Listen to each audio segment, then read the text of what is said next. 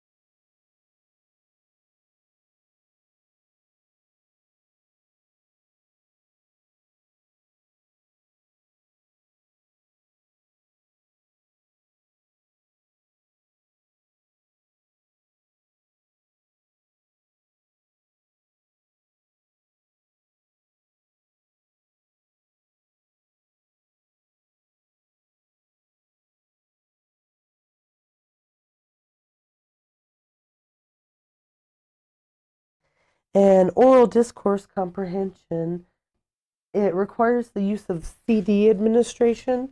So from the get-go, you should not only have the number 2 pencil without an eraser, but also a CD player. The CD player, you actually play the CD for the students with this subtest. And you say, now I'm going to play you some recordings. You'll hear different things like stories, commercials, people talking to each other. Listen carefully because I cannot play them again, and after each one I'm going to ask you questions about what you heard. You can use a computer to play this if you have a computer with speakers, and just push stop after each one. I've done this before. It works just fine, unless you have it on the random mix. If you have it on random mix, it's not going to play the tracks in order. This is something I learned the hard way. For the life of me, I couldn't figure out why it kept on switching randomly to different numbers. So, if you're going to use a CD player, that's great. You'll just get one right after another. If you're going to use the computer for this, then make sure you're not on random and play it a couple of times for yourself just to make sure that it's working correctly. Oral expression is one of the last subtests, and it actually is broken down into a couple of things, including sentence repetition. So sentence repetition is, it also includes some very interesting and somewhat confusing recording and scoring of errors. Make sure that you've read over this before you administer it.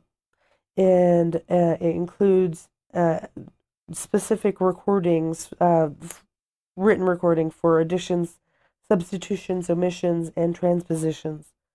So you're supposed to be following along with what they say in your record form and recording whenever they make errors. So you're going to have to listen very closely. But the record form also recommends that you have the audio recorder. So you're going to need an audio recorder for this whole thing. The audio recorder will help you go back and reference what the student said. So you really just say, I'm going to say some sentences. I want you to repeat exactly what I say. Say just what I say. Let's try. And the sample is, the boy smiled. And you want the student to respond verbatim exactly what you said, and then you say, let's try some more, remember to say exactly what I say. And you're recording what they say, and you're noting if they had any additions or substitutions or whatnot. With regard to oral expression, expressive vocabulary, it's actually in the middle of the book. I'm not going to read it to you because it has it's copywritten, but in essence, you show the stimulus book, say, look at this picture, tell me what word means X, and you read the stimulus, what word means whatever it is. You say, if they guess, then that's great. If they don't, you can say, tell me another word. I mean, if they give you an ambiguous but possibly correct response, ask them for another word and tell them that they should give you only one word. Okay, so the next subtest is oral word fluency, and it's on page 30 of the record form. With this, you're asking the student to name as many of a certain category as they can in 60 seconds. So you're going to need your stopwatch. You're going to time them, have them go, and write down as many things as you possibly can for the different categories. The fun thing about this subtest is you're going to be writing a lot, but don't let them get caught up with that, because oftentimes students will want to be helpful to you. You want them to read words or say words as quickly as they can, and you're trying to get them all down. One of the things that it suggests here is to have an audio recorder. Just push the audio recorder. You can let the student know that you're taping them, so if you miss a few, that's fine. But you need to refer back so that you make sure that you've got verbatim recordings.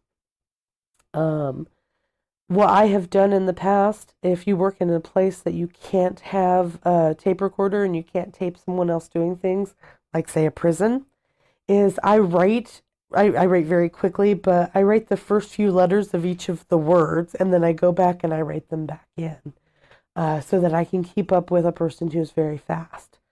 So that's okay too, as long as you've got all of the things that the person has said.